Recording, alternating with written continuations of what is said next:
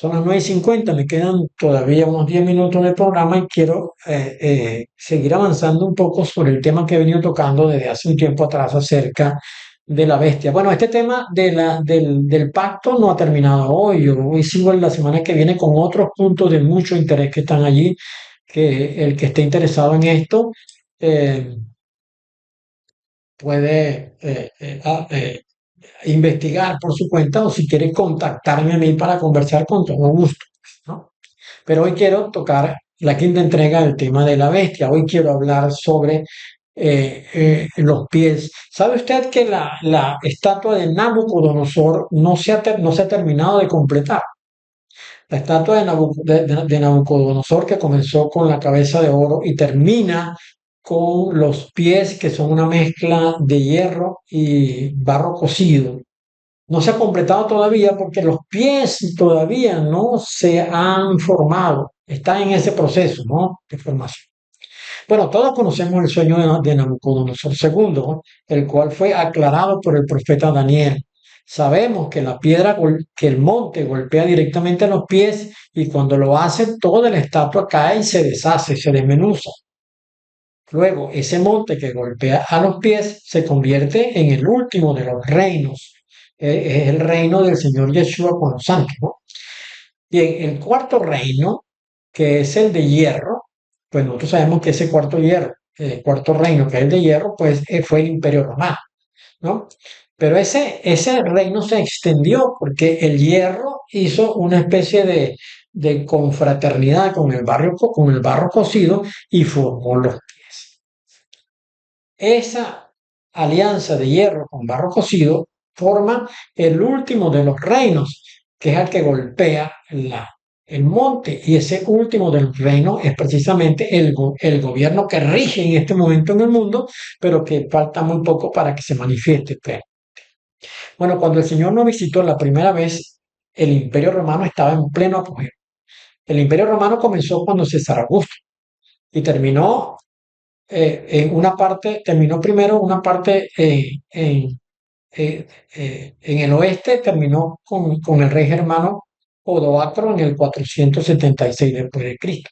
Pero el este continuó siendo dominado por el Imperio Bizantino y terminó más o menos en 1453, o sea, 1000 años después que el del oeste.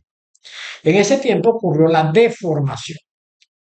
Cuando entró el segundo siglo de la era del ungido, los principales de la iglesia inicial ya habían fallecido, es decir, Pedro, Juan, Mateo, todos ellos ya habían fallecido, así como los primeros herederos de la enseñanza de los apóstoles también habían fallecido ya.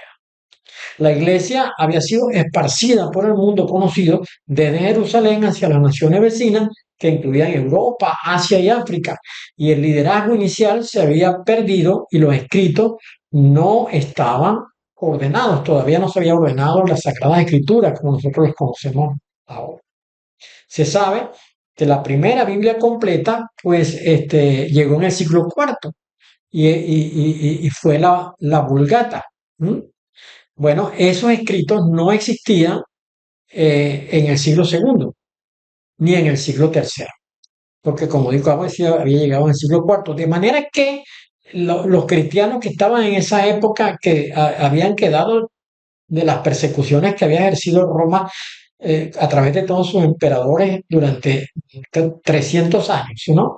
250 años. Estaban como que desorientados, como que confusos, no tenían unos sagrados escritos en la mano como los tenemos nosotros. Bueno, en esa época fue, digamos, donde se dio el punto, el golpe clave, ¿no? Bueno, es posible que en cada región donde fueron fundadas iglesias hubiese un obispo regente, tal y como era el parecer de Pablo. Pablo le dijo a Tito, por esta causa te dejé en Creta para que corrigieras lo deficiente y establecieras ancianos en cada ciudad, así como yo te mandé. Tito 1:5. Anciano, obispo, es lo mismo, ¿no? Esto lo aprovechó Constantino I, quien probablemente se puso de acuerdo con el obispo Osío de Córdoba y convocaron a un concilio que reunió a todos los obispos de las iglesias de las naciones donde el cristianismo se había extendido. Todavía no existía nada que se pareciera a la iglesia católica ¿verdad? Porque este es el momento cuando Constantino va a aprovechar. Y entonces se produce el concilio de Nicea, cuando ellos invitaron a todos los obispos y los obispos se reunieron en Nicea para una reunión con el emperador. Bueno, durante los tiempos de la iglesia naciente ya operaba una deformación de la verdad absoluta acerca del ungido. Algunos no reconocían que él había venido en carne.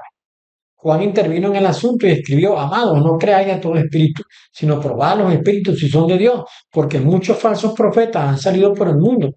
En esto conoced el Espíritu de Dios. Todo espíritu que confiesa que Yahshua el ungido ha venido en carne es de Dios. Y todo espíritu que no confiesa que Yahshua el ungido ha venido en carne no es de Dios. Y este es el espíritu del anticristo, el cual vosotros habéis oído que viene y que ahora, dice Juan, ya está en el mundo. Bueno, esa corriente tuvo una representación. En el siglo IV, una disputa bajo el espíritu del anticristo había llegado al mundo. La disputa arriana, así se conoce, la disputa arriana.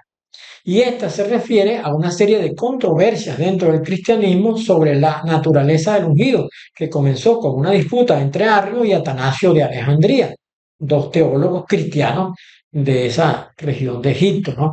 La controversia más importante se refería a la relación entre la sustancia de Dios Padre y la sustancia de su Hijo. Arrio sostenía que Yeshua es el Hijo de Dios, ciertamente, procedente del Padre, pero decía que no era eterno, sino engendrado por el Padre antes que Dios creara pues las cosas, ¿no?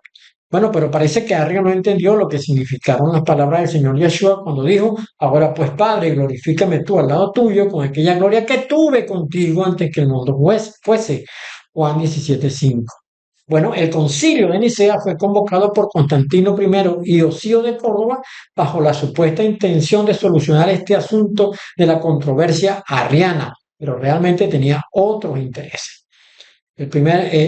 Resulta que a partir de este concilio de Nicea, se establecieron cosas que luego provocaron la fundación de la Iglesia Católica. ¿Por qué estoy hablando de esto? Bueno, porque esta es la formación de los pies de la estatua de Nabucodonosor, porque los pies de la estatua de Nabucodonosor tienen del hierro que viene del Imperio Romano y tiene el barro cocido, que son los hombres, ¿no? Porque recuerden que nosotros fuimos hechos del barro. Bueno, en este concilio de Nicea se establecieron algunas cosas, ¿no? La primera era que se tenía que mover el centro, el foco de mando de la iglesia desde Jerusalén a Roma. No podía quedarse en Jerusalén y se movió a Roma. Y lo segundo era que la iglesia no podía estar dispersa con los obispos en cada región sin que hubiese una conducción suprema. Y así decía Constantino, así como hay un emperador que rige al mundo entero, pues tiene que haber un hombre que rija a la iglesia cristiana. Y es cuando nace la figura del Papa. Papa fue considerada la máxima autoridad religiosa, política y civil en el contexto de la religión y de la política social.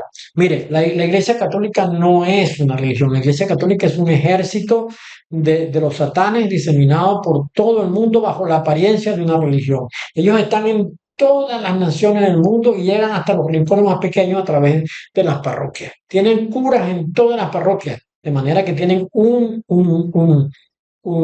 observador que a la vez prepara informes y los envía al Vaticano del comportamiento de cada una de las naciones.